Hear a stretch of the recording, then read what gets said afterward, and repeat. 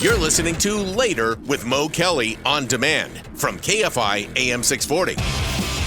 It exceeded every single expectation. In fact, the reported numbers for Deadpool and Wolverine on Sunday night were 205 million domestically and 438 million worldwide. By Monday morning, they had to be readjusted to $211 million domestically and $444 million worldwide. KFI AM 640 is Later with Mo Kelly, live everywhere on the iHeartRadio app. I saw Deadpool and Wolverine Thursday night, and I can say without a doubt, and I've been accused of recency bias, but I'm going to couch my comments in this way. Deadpool and Wolverine, without hyperbole or exaggeration, probably the best MCU, that's Marvel Cinematic Universe, movie ever. And the reason I say that is because the expectations in advance of it, what it needed to do to, I will say, resuscitate the Marvel brand, because people were talking about superhero fatigue. The expectations were otherworldly for this movie. And not only did it meet those expectations, but it shattered them.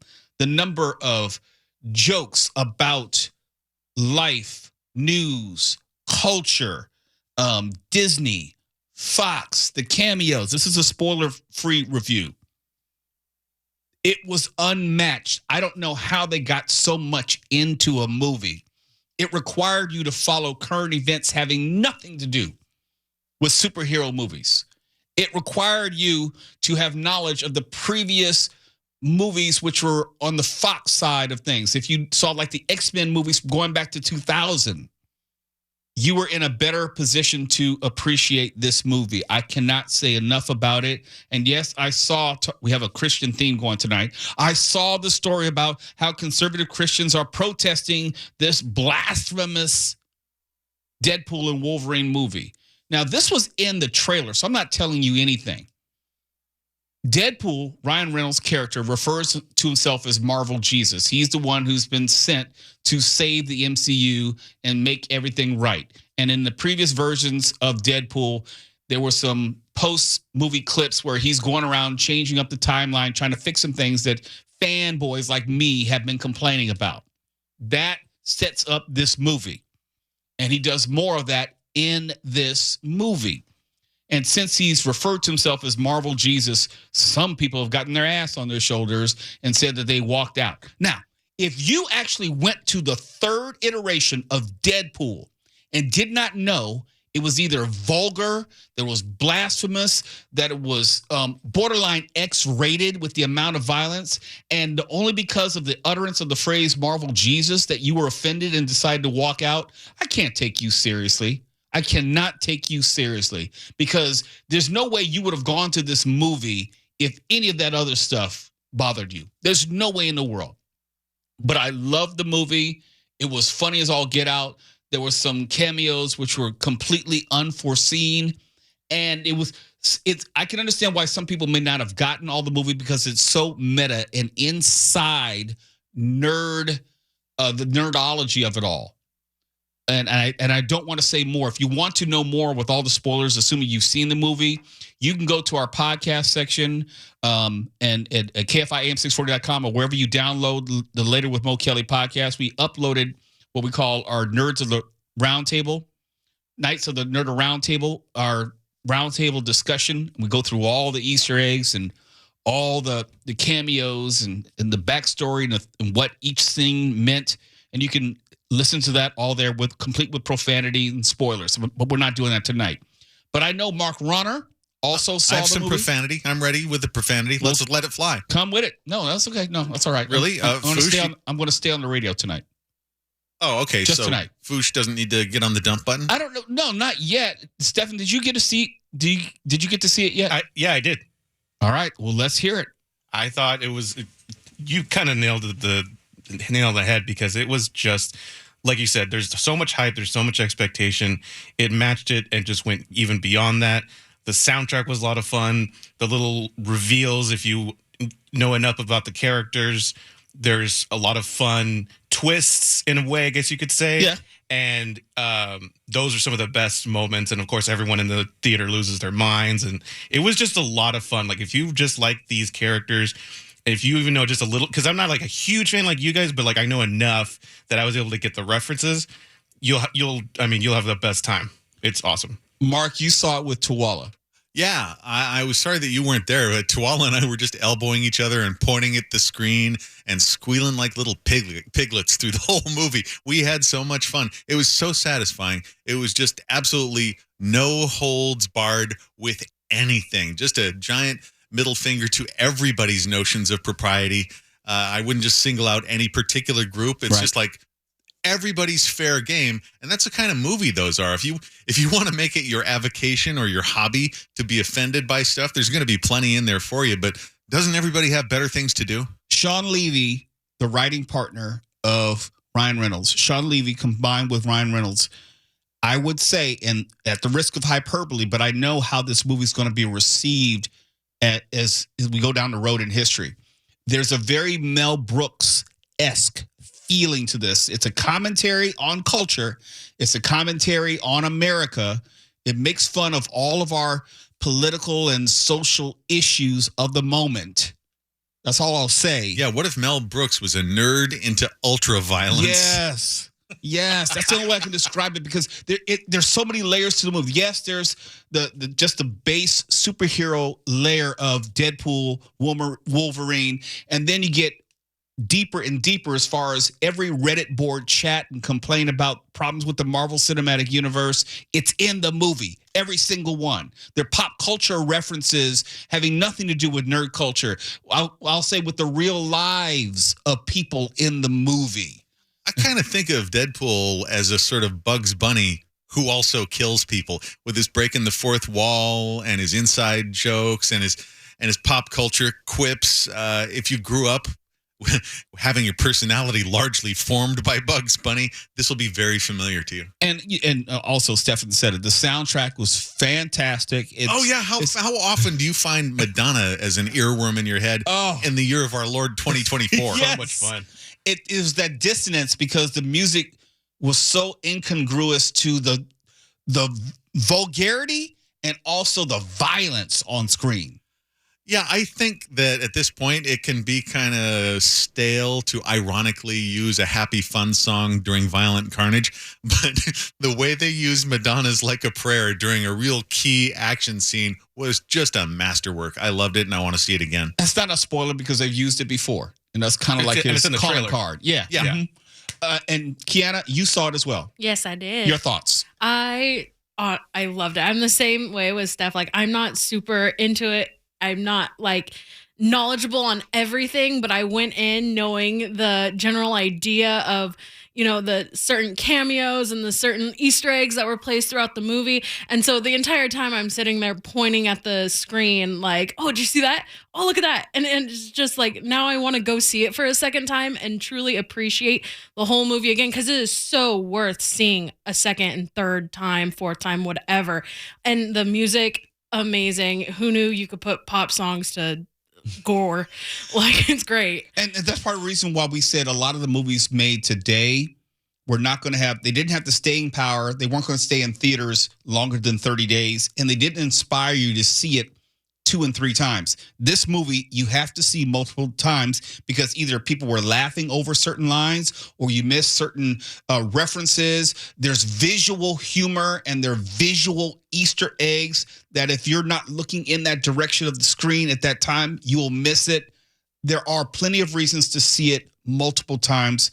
I've only seen it once. I plan to see it at least 2 more times and then go scour the internet for all the Easter eggs. It's so satisfying, especially, we have to admit, Marvel's had a spotty recent few years, and I've talked not long ago about going back and watching Endgame, say, as comfort viewing. Whatever phase they were in this last one, this is the answer to all that. It's completely satisfying. There's not going to be any moment where you're like, oh, really? No lull in this movie. No, none at all. It makes me excited for what's to come next, especially after seeing this movie and how, like, Disney is willing to go with this kind of content now. So it's, I don't know, I'm excited for the future. That is really important. People don't know. This is a hard R movie. Not for kids. Borderline NC-17. If they slapped an X on it, I would say, yeah, I can see that. I could see that, given the violence and the vulgarity. It is a hard R, and it is an actual Disney movie. Disney put their name on it, and that was the question about Deadpool moving over from Fox with the acquisition, whether it was going to be a genuine Deadpool movie like we had seen in 1 and 2, or whether it was going to be neutered in some way, because they did have a PG-13 version of Deadpool, which was released for the first movie. A lot was depending on this, and the fact that this was such a massive success means that they're going to loosen up in the future with content like this. They made almost $500 million in 4 days. Money will convince a lot of people. 4 days. And producer Kiana talked about it made her excited for things to come. Well, when we come back, we're going to talk about the Marvel Comic-Con presentation where they gave us a little glimpse of what was to come. And it's actually controversial about whether people are going to buy into it or not. And also some of the other revelations from Comic-Con when we come back. You're listening to Later with Mo Kelly on demand from KFI AM 640. And beyond just the success of Deadpool and Wolverine, which was shown at Comic-Con to the captive audience there, people who were sleeping out in Hall H. And if you haven't been to Comic-Con, Hall H is where they have the big presentations. The big studios will bring out the cast of movies which are going to be coming out in the near future, or they'll make big surprises. They will show you portions of an upcoming movie, highly anticipated movie, or they'll debut a trailer. Everything happens in Hall H. Like if you saw the movie The Fall Guy, and Mark Runner, I finally got to see it last night. And in The Fall Guy, they talk about Comic-Con and Hall H throughout it. So it's become meta in many ways. Yeah, would you believe I have never endured Hall H because I knew how miserable it was going to be, and I just decided there's no reason to. Because one thing that I don't think a lot of people understand is you can get all that stuff on YouTube. I watched the whole Marvel presentation from Hall H on YouTube. Well, that's been a change. It used to be where people had to sneak in phones and cameras and they wouldn't let you. And then they finally realized, well, wait a minute. Okay, let it premiere at Hall H, but then they legally, officially, and intentionally put up a good copy of it online. Yeah, it redounds to everybody's benefit that they do that. Yeah, and you know what? And we were talking to David Glanzer, who runs Comic-Con, and they had been, especially because of the pandemic, but they've always wanted to incorporate some sort of streaming option because it's impossible to get tickets by and large to actually get there, and you don't want to leave everyone out who wants to participate in some way. Oh, no, and you have to understand, it's a nightmare. Waiting for hours or staying overnight, whatever. Do you want to do that? I wouldn't dream of doing that. I've been in Hall H 2 or 3 times. One of the times I had a pass because we were going to be, I'm sorry, Mark, we were getting ready to interview William Shatner. And so they let us in. He had a Hall H presentation for his graphic novel. And then they took us to an anteroom to interview him. So we got to see his Hall H presentation.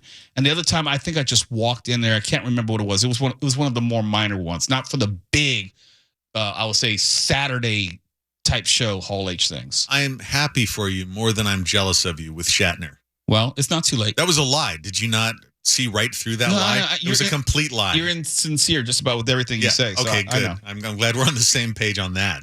I mentioned Hall H because there was another major announcement in the world of film and Marvel movies. There was a discussion of where Marvel was going because they had just shown Deadpool and Wolverine. And let me put it this way. We knew that there was going to be the inclusion of a character by the name of Dr. Doom. And you've seen him in various iterations of the Fantastic Four movies. And it's never gone over well. They've never gotten it right. They've never gotten it right. They never had the right actor. They've never had the right script. And so with the new version of the Fantastic Four coming out next year, it was unclear who was going to be playing Dr. Doom. And this is the announcement which was made at Comic-Con regarding who was going to be playing Dr. Doom.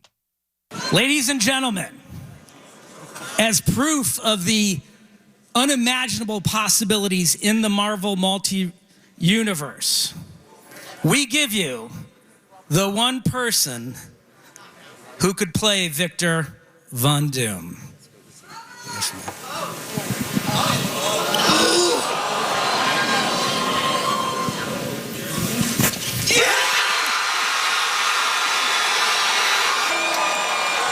New mask, same task. And it's revealed to be Robert Downey Jr. And it's had a mixed response among nerds. And if you don't know, very quickly, Robert Downey Jr. obviously played Iron Man, and his character, Tony Stark, was killed off in Avengers Endgame in 2019.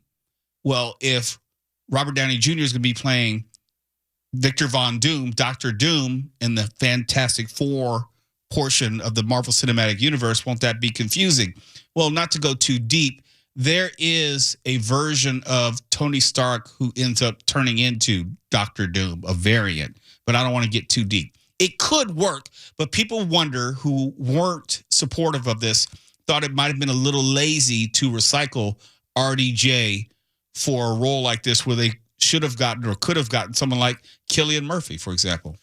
I actually spent quite a bit of time over the weekend looking at the responses to this, combing through Twitter. To call it an ambivalent response overall would be rather kind. You played the big audience reaction. What was your reaction in the moment? I was surprised. I knew in my heart of hearts that Robert Downey Jr. meant too much to the Marvel brand to not reinsert him. And this is going to be real inside baseball. They also announced 2 movies. It's going to be Avengers 5, which is Doomsday, yeah. which will obviously have Robert Downey Jr., but they're going to have Avengers 6, which is Secret Wars. Right. Real quickly, Secret Wars is basically everybody fighting everybody, which means there was an opportunity to bring back Robert Downey Jr. in the form of Tony Stark later on. I thought they would have done that at some point. This doesn't preclude it, and I don't want to get into how it would work out, but there's a lot of nerd levels to go down. I just thought, I trust the Russo brothers who did Avengers Endgame and Infinity War. They're also directing these Avengers movies. I trust them, and I trust Marvel to know more than me. I guess I trust them because those other movies are so well done. But I have to admit, I was just sitting there going, okay. when RDJ took off the mask and that was the big reveal, I was like, well, I'm sure they know what they're doing, but doesn't this kind of cheapen Iron Man's death, which was a really well done thing in Endgame? It does, but also Marvel has been known to lie and deceive at these Hall H presentations. And Dr. Doom is more effective when you don't know who it is.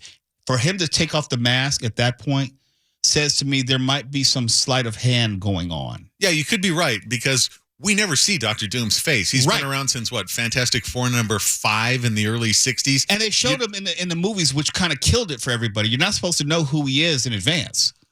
No, that's his whole deal. Dr. Doom doesn't show his face. It's like Judge Dredd not showing his face, and we all know how that Sylvester Stallone movie turned out when he did. Right. You don't want that. That's why I think there might be some misdirection to this. But we'll talk about it more because we have a bunch of other non-Marvel revelations which came out of Comic-Con. So if you're just a movie fan, you should get excited. A lot of great news. We'll tell you about it next. You're listening to Later with Mo Kelly on demand from KFI AM 640. Some of the other big reveals coming out of Comic-Con. We told you about Robert Downey Jr., who's returning to the Marvel Cinematic Universe, not as Tony Stark, but as Dr. Doom. They also announced the Fantastic Four movie and its title, First Steps, which will premiere July 2025. And if you saw the movie The Batman, which came out in 2022, the Matt Reeves movie with, what's his name? Robert Pattinson. Robert Pattinson, right. That movie, The Batman, there is going to be a spinoff series which is called The Penguin. If you remember the movie, Colin Farrell played the Penguin with all that makeup. He was unrecognizable. Well, the series is going to be coming to HBO on September 19th, and they premiered the trailer at Comic-Con. And if you're a fan of The Boys, we are a fan of The Boys here.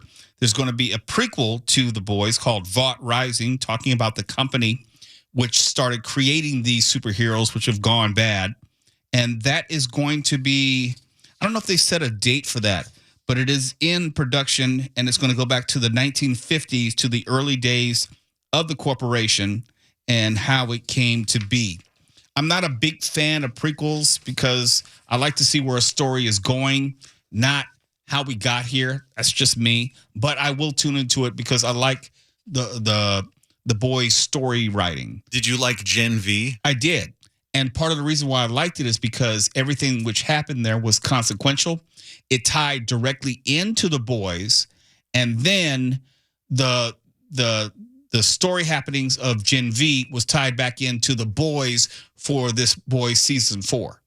Yeah, I found it pretty watchable. I didn't think it was the kind of masterpiece that The Boys series has become. No, but not at all. Definitely worth watching. No, it didn't, because they were all brand new characters. You didn't have any type of history with any of them, and you didn't know where it was going or whether it was going to be meaningful. It turned out it was meaningful, and what happened during that show mattered for what happened during The Boys. You also can't overstate the impact of Carl Urban and Anthony Starr. They're so terrific in that show. They've grown into their roles. I think Anthony Starr has embodied Homelander. Hopefully he won't get typecast because of it. And Carl Urban seems like he's having more fun as an actor than ever before. I think The Boys is leading people to discover Starr's previous show, Banshee, which is terrific, all except for the final season. But the first, 3 maybe? Unbelievably good show. I wonder what awaits them in the future. I know that the series is supposed to come to an end next year, but it is so popular. I don't know if they can get away with not doing a movie at this point. It's not the American way. It's always you squeeze every last dime you can out of everything. You don't just let something go when there's enough. Americans don't understand the word enough. That's not American greatness. So you're saying I'm going to get my Boys movie? You're going to get The Boys until they're all soaking their teeth, and so are we. Well, we know we're going to get a Gen V movie probably, so. And we're probably both going to watch it together, too. Oh, yes, we are. Yes, we are. And if you're a fan of Dexter, that wasn't a show I never really got into Dexter. Really? I never missed an episode. You're a horror guy, remember that? But I will say this, the final one that they had in which, spoiler, Dexter is killed at the end of the series, it's the worst character death since Captain Kirk's in that awful Star Trek film. It's interesting that you said that they killed him at the end of that series, because there's a new sequel series which is going to premiere next summer in 2025 called Dexter Resurrection. Right. I won't be watching that. I think honestly though you would like Dexter because it's not horror. It's actually really smart. Okay. The way it goes down and the way he, has to like navigate being a serial killer, but has to, put his urges in the right spot. I thought it was really well done. It's a serial killer who goes after bad guys. So he's found a direction to channel his impulses. Yeah. And what is it? Not it was Michael C. Hall. I keep on getting him mixed up with Anthony Michael Hall. Right, I'm the same way. Yeah, that'd be a great Breakfast Club iteration, wouldn't it? If the nerd kid starts taking people out. But he's that is like his signature role. He's terrific in that role. His narration's wonderful, and he's going to be narrating the prequel show of Young Dexter as well. So a lot of good stuff came out of Comic-Con. Some of the stuff I'm looking forward to, other I'm not. Saw on an unrelated note, saw a really good movie on Max today called Knox Goes Away. Oh, I didn't know that was streaming yet. Yeah, it's streaming. That's Michael Keaton. Yeah, I've been looking forward to that. Starring and directing it. It's about a contract killer who is dealing with a form of dementia. And there was a similar themed movie with what's his name? Liam Neeson, not too long ago, about another contract killer who was going through dementia. But this is much better in its story and also its exposition. And it's streaming on Max, and I don't have to shell out a bunch of extra dough for it. You buried the lead. No, you don't. You don't have to spend $1 if you already have Max. And it's not real complicated. I think it's maybe an hour and a half. It's not that long.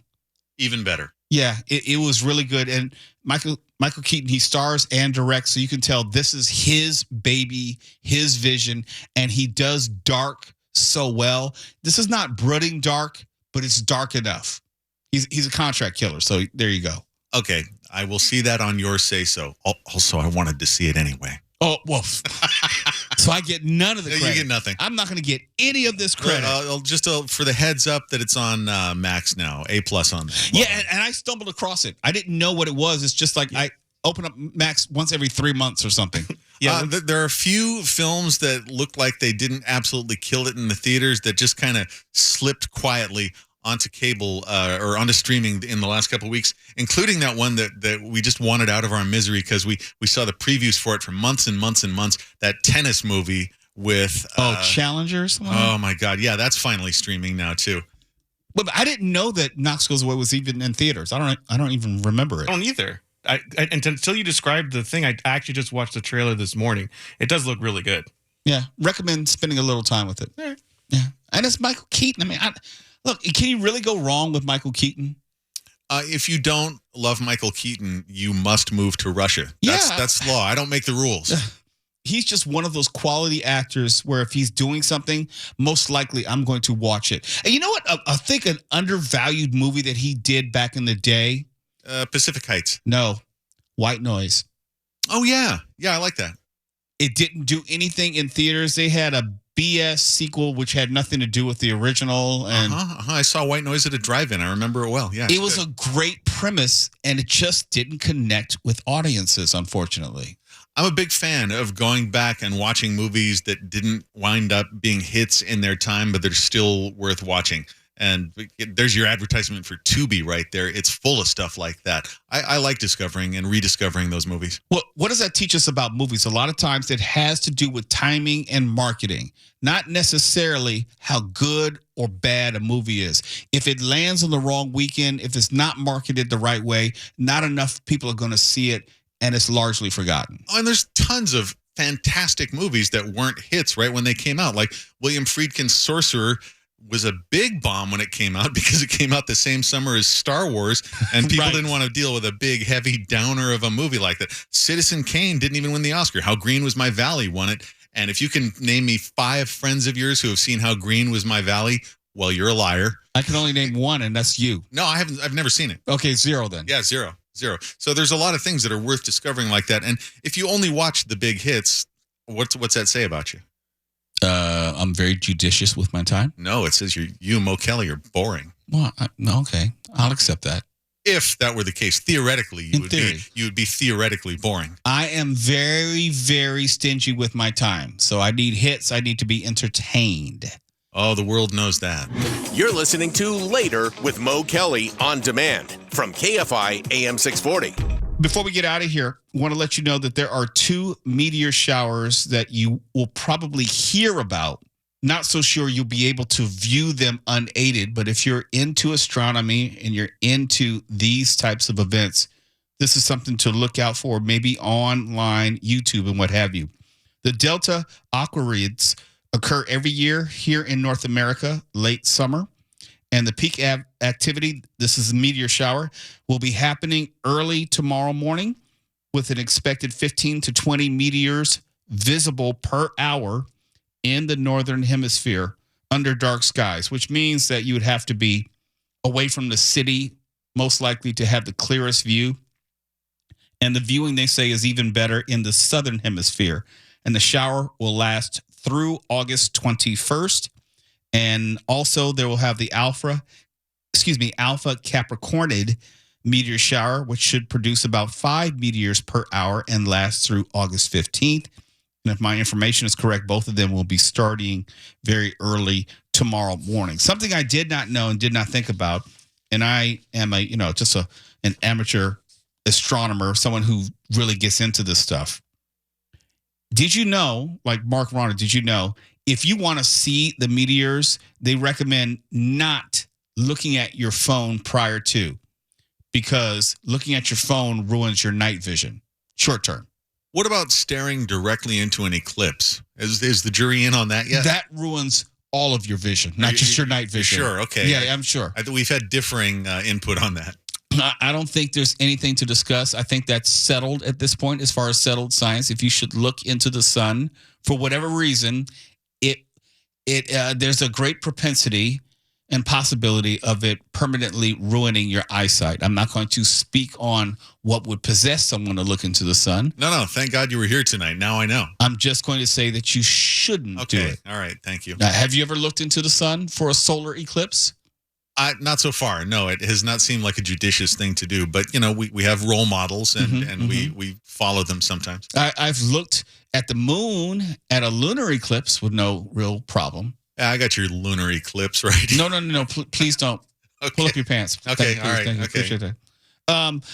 Let me ask you, what's next on your movie list? Because I said, like last night, I finally got around to The Fall Guy.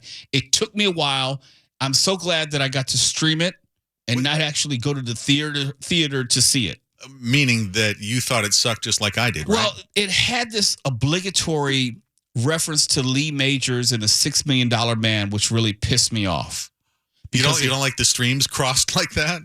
Well, you got to think, okay, I know it's an homage to Lee Majors, but it had nothing to do with Lee Majors. Yeah, and they had Lee Majors and Heather Thomas in a really, really tiny, almost insultingly tiny cameo. Right. And I was never a viewer of the original Fall Guy TV show, but in the recent months, I've really become a big fan of Heather Thomas on Twitter. I think she's terrific, and I wish they'd given her just one line. Don't just make her stand there. Give her a line. I didn't understand this. Like, why didn't you lean into the cameo?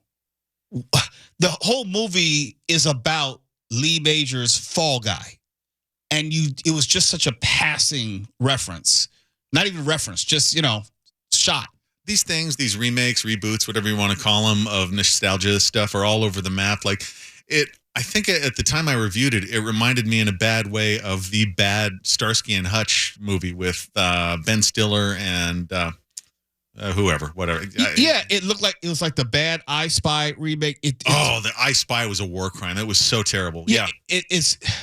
I mean, we're getting into Wild Wild West territory here. Yeah, it's almost like, did you want us to take the movie seriously or not? Because The Fall Guy presented itself as if it wanted to be a serious movie, and then it just I don't want to give it away, but the reveal is so ridiculous that it ruined the whole movie, and I didn't care about any of the characters. I found myself ridiculous. Yeah, you're exactly right. Throughout the movie, I was thinking, just loosen up, try to have fun with it. But no, it's insultingly stupid. You're not required to have fun with something that's bad. Yeah, I didn't believe any of it. And I believed it more in the beginning, that this was a more serious telling of being a stuntman, and there was going to be a quasi love story between Ryan Gosling's character and Emma Blunt, which there is. It just got to be insipid by the time the movie was done.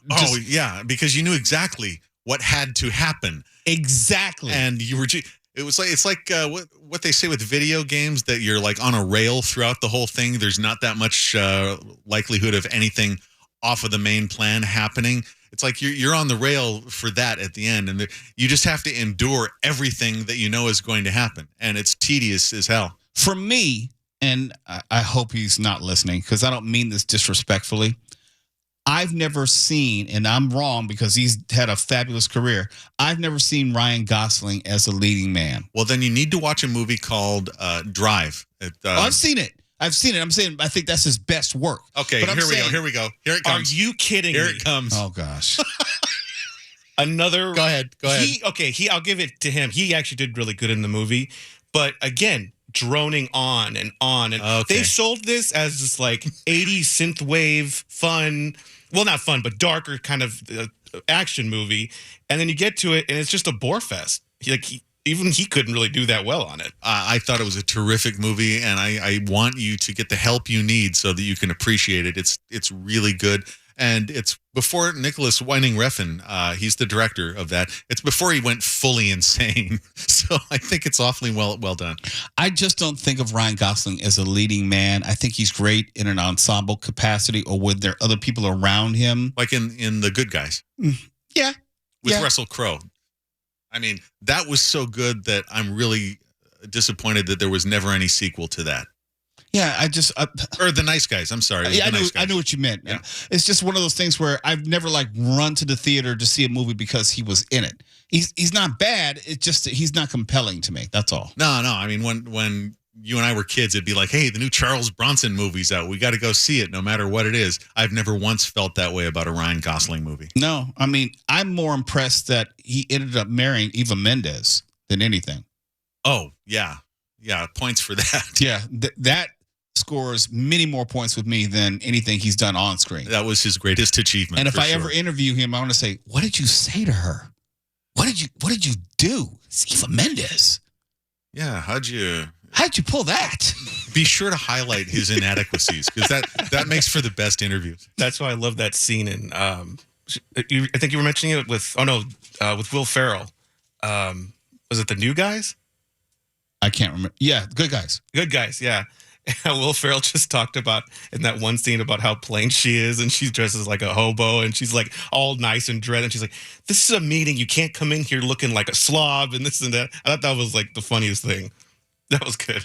But everyone else around him's funny. It's not him being funny. No, not him.